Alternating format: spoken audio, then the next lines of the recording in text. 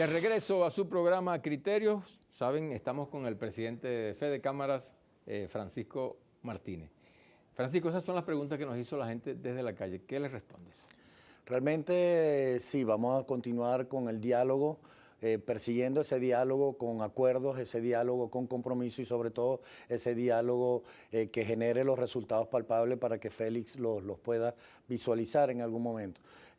Con respecto a la pregunta de Kimberly, tengo que decir que además de que me impresiona la agudeza de su pregunta a su corta edad, realmente las medidas económicas, según nuestro criterio, todavía están bastante incompletas. Solamente se abordó el tema de las medidas digamos, en el ámbito fiscal, pero todavía faltan medidas que vayan al abordaje de la producción de bienes y servicios, a promover esa producción que tanto requiere hoy por hoy los anaqueles en Venezuela para que los consumidores la puedan mover, y otras leyes de corte, digamos, de corte macroeconómico que son importantes para el control de la inflación, que es responsabilidad del gobierno. Y yo creo que con esto que se contesta también la última pregunta de los empresarios, de los pequeños empresarios. En la medida en que nosotros vayamos llegando a aterrizar esas medidas que son tan necesarias para el país, eso va a ir fluyendo progresivamente en forma positiva. Claro.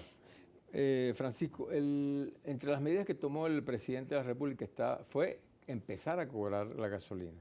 ¿Tú crees que estamos dentro de lo que serían los parámetros justos de ese aumento que se ha hecho? ¿Lo afecta o no afecta? Se están haciendo los cálculos, pero por lo menos un avance en la dirección correcta de convertir el negocio de la gasolina en un negocio rentable.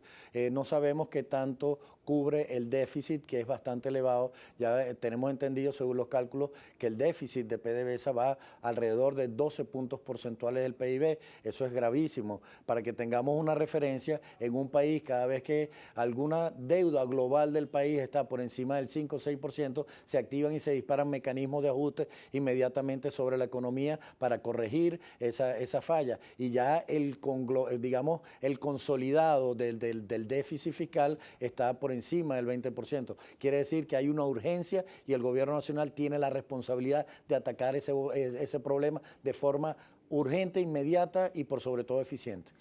La otra medida que tomó el presidente fue el aumento de los sueldos y salarios, pues en lo fundamental. ¿Cómo repercute eso a nivel de las empresas? Para la pequeña y mediana empresa repercute enormemente. Para la gran industria tiene impactos también importantes. Ahora, lo que más nos preocupa es que eso no va abordado con todo un plan para controlar la inflación, que es la que tiene secuestrado el poder adquisitivo de los venezolanos. Y esa preocupación va que no vemos que el alcance de esta medida vaya más allá de 2 o 3 meses. En 2 o 3 meses, ese 20%, lamentándolo mucho, lo va a pulverizar la inflación al ritmo inflacionario, de crecimiento inflacionario que estamos llevando. ¿Qué cosa deberíamos hacer en consecuencia, pues, con relación a eso? Realmente hay que tratar de dejar de monetizar el déficit fiscal. Tiene que haber un orden del gasto público que tienda a reducirse, a ser cada vez más eficiente, a que el presupuesto nacional vaya más orientado a la inversión y no al gasto público. Realmente hay que atacar y abordar y terminar de blindar a la inflación en Venezuela, porque si no, los venezolanos no vamos a tener la paz y la tranquilidad para poder educar a nuestras familias y para poderlas alimentarlas de forma digna. La ley del trabajo, ¿cómo la evalúas tú? Para nosotros la ley del trabajo consideramos que debe ser, es susceptible de revisión. De hecho, ahorita hay como que un mensaje donde cuando el gobierno nacional aumenta más el cestatique que el salario básico, es como una especie de reconocimiento de que ahí hay algún problema que hay que revisar. La burocracia en este país más o menos está por el orden de 2.4 millones de empleados públicos. Para que tengamos una referencia, en Argentina, que es un país incluso con mayor población que Venezuela, pero tenemos más o menos digamos, somos un país bastante similar, la burocracia más o menos está por el orden de 400, 500 mil empleados públicos. ¿Qué deberíamos hacer entonces, deberíamos tener un sistema realmente con una regulación laboral que permita la generación de trabajo decente, que permita la posibilidad de generar, que entienda que en esa ley se necesita generar esos crecimientos, esas rentabilidades adecuadas para que las empresas puedan no solamente generar ese trabajo decente, esos puestos de trabajo, sino que también que permita pagar pagarle el salario digno a todos los venezolanos para que vivan dignamente. Claro. El presidente reciente de Argentina llegó tomando unas medidas bien duras, ¿no? Como fue el despido de 15.000 funcionarios públicos. ¿Tú crees que eso pudiera ser viable en una economía como la nuestra? La cosa es que no es solamente el despido, o sea, tú tienes que trasladar y ojalá que en algún momento podamos tener ese sistema que permita trasladar y convertir empleados públicos que están de más para trasladarlos y traducirlos a la actividad productiva privada para que encuentren también, porque tú no puedes sacar a la calle 15.000 personas, a 15.000 familias a que vayan a pasar hambre en un país. Yo creo que toda medida económica, por dura que sea, tiene que ir acompañado de un plan o de mecanismos, de programas sociales que permitan que esas clases más desposeídas, que tienen un impacto en la cual ellos a título personal no pueden responder sobre ese impacto, hay que generar esos subsidios, esos mecanismos sociales que permitan que estas clases puedan reinsertarse y puedan salir definitivamente de la pobreza. O sea, tú dices que había un cambio, querías un cambio del modelo que tenemos en este momento. Y te lo pregunté la vez anterior, pero en lo fundamental, ¿qué modelo es el que tú crees que fracasó aquí en Venezuela?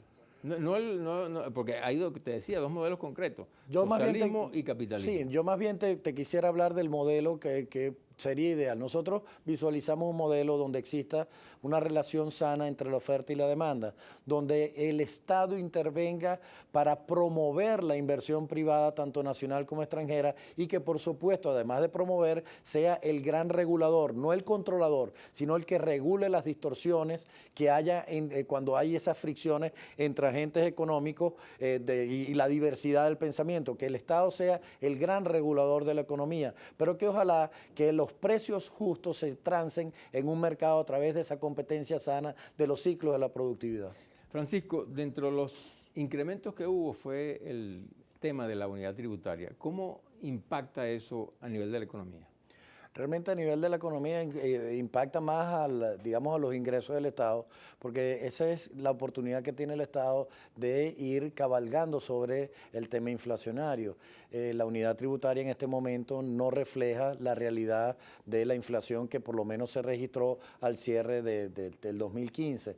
Así que bueno, el impacto siempre va a ser, digamos, el tratar de ir por encima de los esquemas inflacionarios, pero lo importante no es tanto la unidad tributaria como es atacar el tema inflacionario, que eso es lo que verdaderamente afecta a las empresas y a todos los venezolanos. ¿En los precios generales? Toda esta cantidad de bueno, siempre tiene un impacto, sobre todo hoy por hoy lo que hay que revisar es esa carga fiscal y parafiscal que se ha convertido en un costo muy grande para la economía. Más bien lo que vemos con preocupación, no tanto unido a la unidad tributaria, son esas cargas fiscales y parafiscales que en un momento determinado no permiten que las empresas puedan tener una mejor relación costo-beneficio que permita promover los bienes, la producción de bienes y servicios, sino más bien por el contrario, el gran socio de todos los empresarios en este país es el gobierno actualmente. Queremos que nos deje una reflexión final al país. Sí, realmente la invitación, no solamente a los empresarios, sino a todos los ciudadanos, es a empezar a aprender de nuestros errores y que a partir de ahí logremos convertirnos en ser agentes de cambio de la sociedad. Yo creo que es importante que todos los venezolanos, consumidores, trabajadores, empleadores en este país y el gobierno nacional podamos hacer ese gran agente de cambio de la Venezuela bonita que queremos todos. Muchísimas gracias, Francisco. Gracias, por haber aceptado la invitación y ya regresamos.